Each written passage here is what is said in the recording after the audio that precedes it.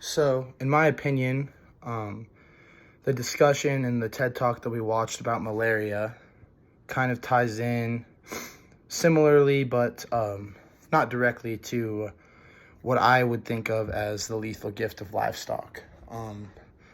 So, in the video, the lady giving the TED Talk talks about the three major issues as to why malaria is still a problem.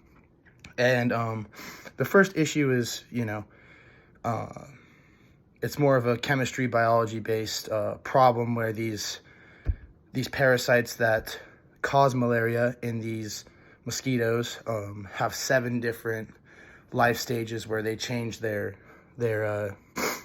not only their phenotype but their genotype and basically become completely different in that sense. So that's obviously one of the major challenges to fighting malaria. But something that she pointed out that makes me think about how it ties into the lethal gift of livestock is she talks about these communities being so used to malaria that from an outside perspective looking in, it's like, wow, this is a major issue. It's killing all these people per year.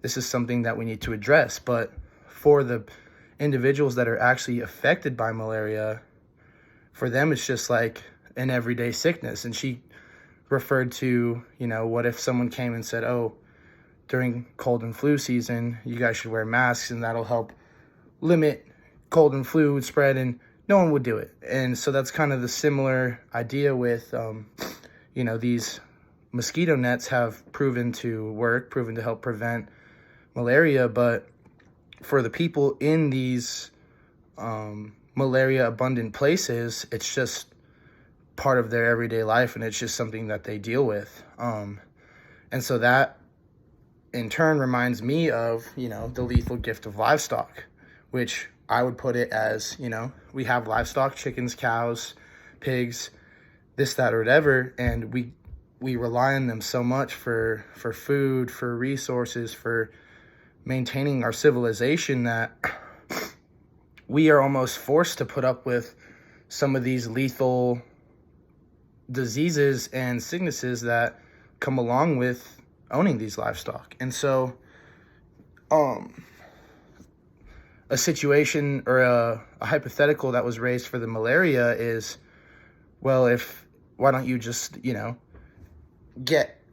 move to a place where these malaria driven mosquitoes aren't there. And that's like the same thing as, well, if livestock is causing all these diseases and problems, then why don't you just not have livestock? And so it's just kind of, in my opinion, it's just kind of that exchange you get for like malaria folk. They get a habitat, a place to live, but they just have to put up with malaria and the